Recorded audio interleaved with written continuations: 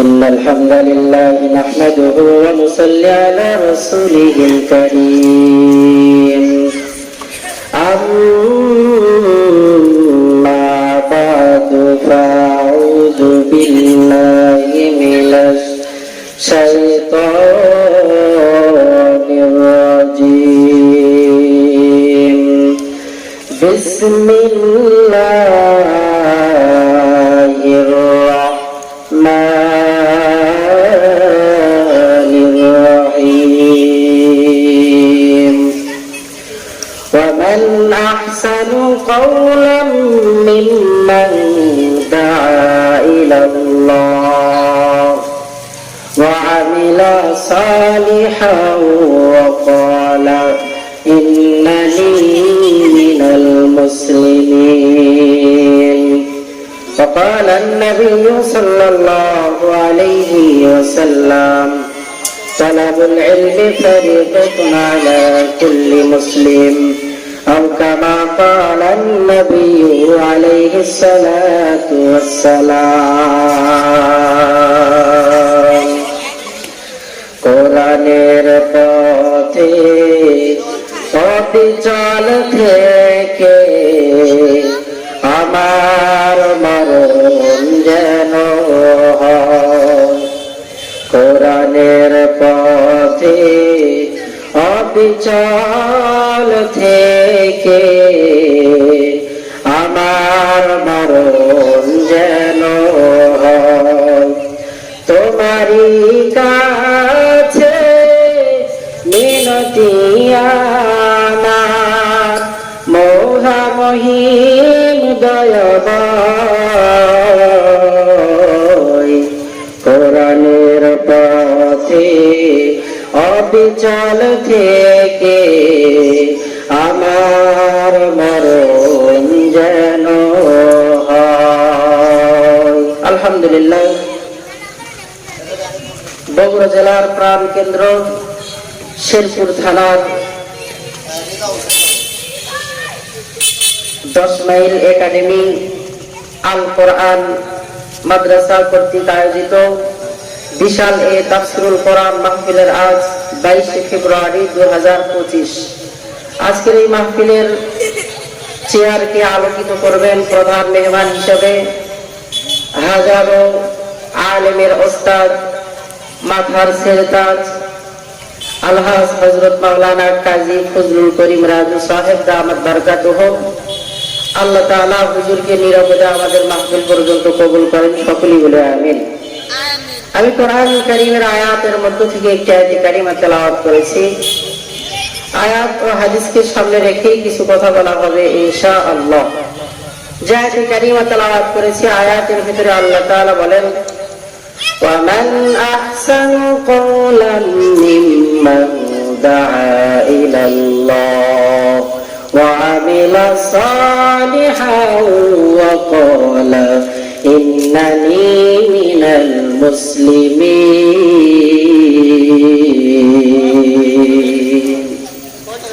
ওই ব্যক্তির চাইতে আর কার কথা সুন্দর হবে যে ব্যক্তি দাআ ইলাল্লাহ, মানুষকে ডাকে একমাত্র রবের দিকে। কার দিকে?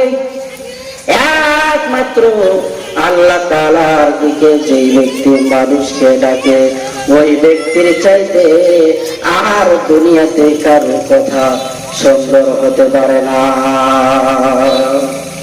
আল্লাহ আল্লাহ ক্যা মুবারক নাম হ্যায়, আল্লাহ আল্লাহ आशिकों का काम है।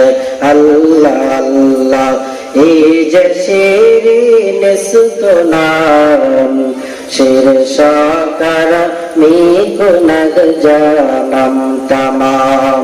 अल्लाह अल्लाह तू मेरा माबूद है, अल्लाह अल्लाह तू मेरा माशूक है।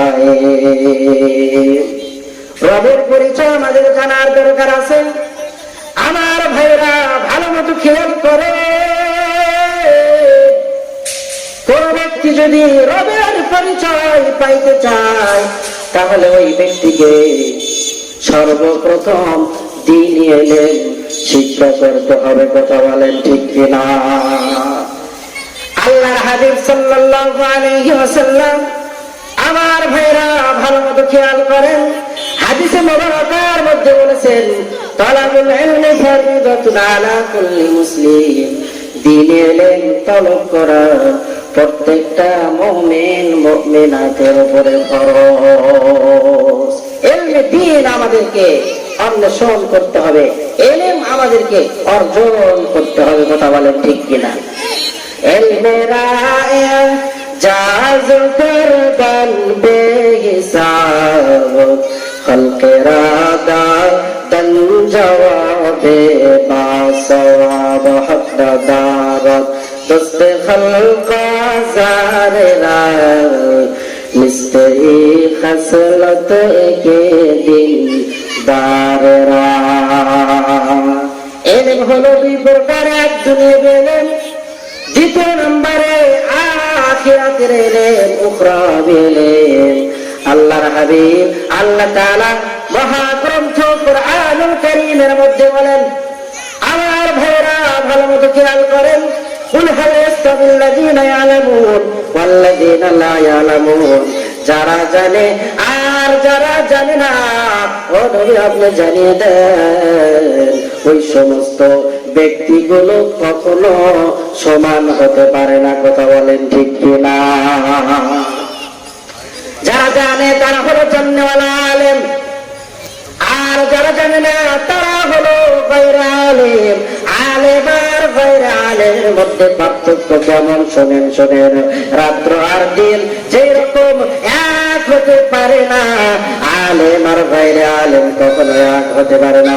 কারণ যে জানে সে জান্নাতুল আলেম, আর যে জানে না সে গায়রে আলেম।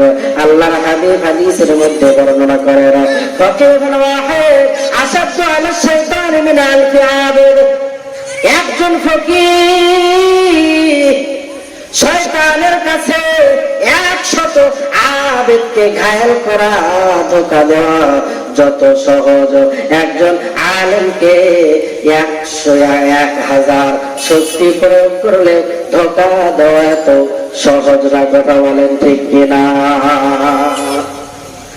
এজন্যই তো বলেছে ইন্নামা ইয়াখশাল্লাহ মিন ইবাদিহিল উলামা, আল্লাহ তাআলাকে সবচেয়ে বেশি ভালোবাসে একজন আলেম। আলেমের চাইতে আল্লাহ তাআলাকে ভয় কেউ বেশি করে না। ওই দিল্লি শহরের একটা ঘটনা ভালো মতো শুনেন আমার ভাইরা। একজন তালিবুল ইলম মসজিদের মিনারে বসিয়া বসিয়া কিতাব মোতালা করেন, দিল্লি শহরের মধ্যে মারামারি লেগে গেল। একজন দিনদার পরহেজগার মুসলিমা মহিলা দৌড় মারছে মসজিদের ভিতরে, যাওয়ার পরে দেখে একজন কোরআন ও হাদিসের বই খুলে তাকরার করতেছে, কোরআন খুলে কিতাব খুলে মোতালা করতেছে। রাতের অন্ধকার, কোন বাড়ির দরওয়াজা খোলা নাই। এক পর্যায়ে আল্লাহর বান্দী ডাক দিয়ে বলল, হুজুর বাইরে এমন অবস্থা, বাইরে থাকার মতো তো পরিস্থিতি নাই, আপনি যদি আমার একটু আশ্রয় দিতেন তাহলে আমি মহিলার জন্য বড় ভালো হইতো। খোঁজ খবর নিয়ে দেখে গেল ওই দিল্লি শহরের মধ্যে টপ সুন্দরী নারীদের মধ্যে একজন হলো ওই নারী। আল্লাহর বান্দা এবার কোরআনুল কারীম হাদিসের কিতাব মোতালা করে রাত্র যখন অন্ধকার হয়ে যায়, আমার ভাইরা ভালো মতো খেয়াল করেন, আলেম ওলামারা ছাড়া আল্লাহ তাআলাকে বেশি ভালো কেউ বাসে না। রাত্র যখন অন্ধকার হয়ে যায়, নফস তো তিনটা, এক নফস ধোঁকা দেয়। ও তালিবুল ইলম, এমন সুন্দর মহিলা তুমি জিন্দেগিতে আর পাবে না রে। সঙ্গে সঙ্গে যখনই অন্তরের ভেতরে শয়তান ওয়াসওয়াসা দেয়, ও চেরাগের মধ্যে বাতির মধ্যে যে আলো দ্বারা সে কিতাব মোতালা করতেছিল, তার হাতটা একবার ওই আগুনের মধ্যে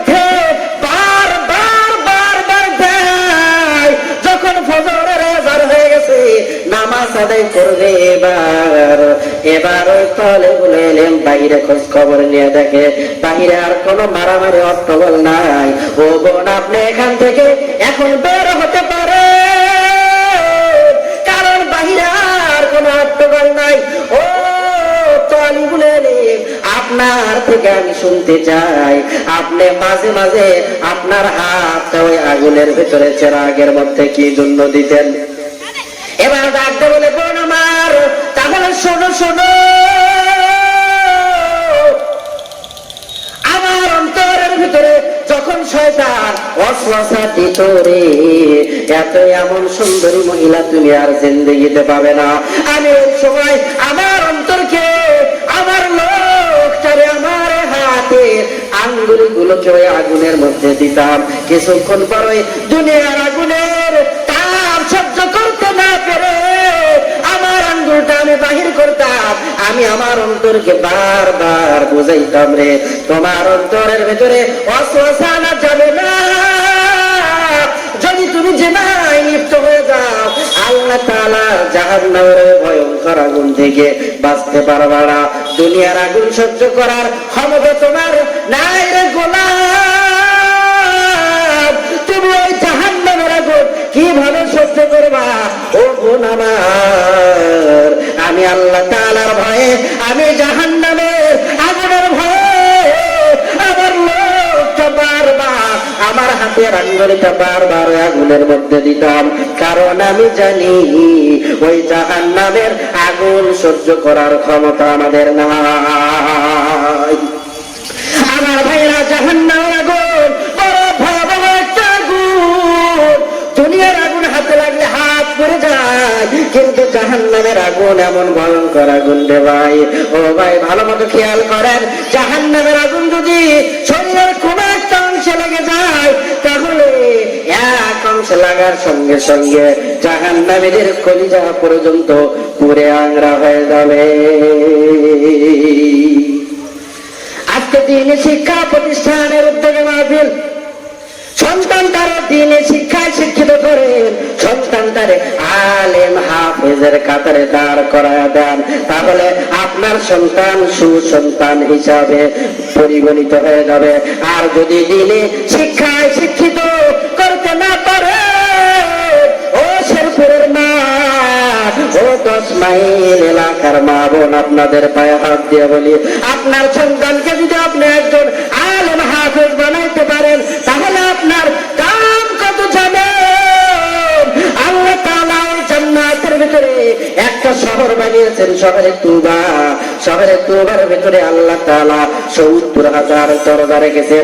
এই ৭০,০০০ দরজার প্রত্যেকটা দরজাতে আল্লাহ তাআলা ৭০,০০০ ফেরেশতা নিযুক্ত করেছেন। প্রত্যেকটা ফেরেশতার হাতে এক একটি করে নূরের মালা, আর এই নূরের মালার ভিতরে জান্নাতের ফুল দ্বারা গাঁথানো।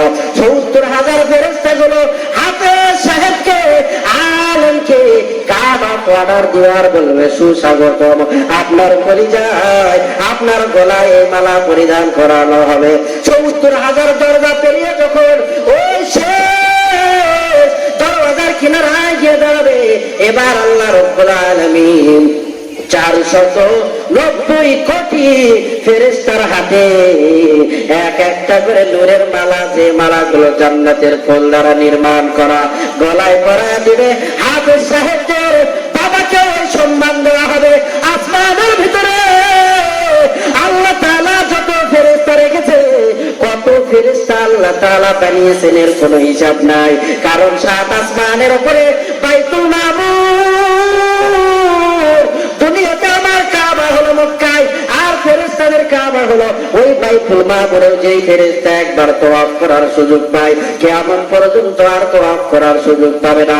আল্লাহ রাব্বুল আলামিন এত ফেরেশতা বানিয়েছে, ওই সমস্ত ফেরেশতাগুলো হাফেজ সাহেবের মায়ের পেটটাকে সুস্বাগতম জানাবে, আর স্যালুট দিবে, আর বলবে, ও মা, আপনার সন্তান তো জগৎ বিখ্যাত শ্রেষ্ঠ সন্তান, আপনার সন্তান তো হাফেজ কোরআন, আপনার সন্তান তো আলেম, আপনি মার পেট তো বড় দামি।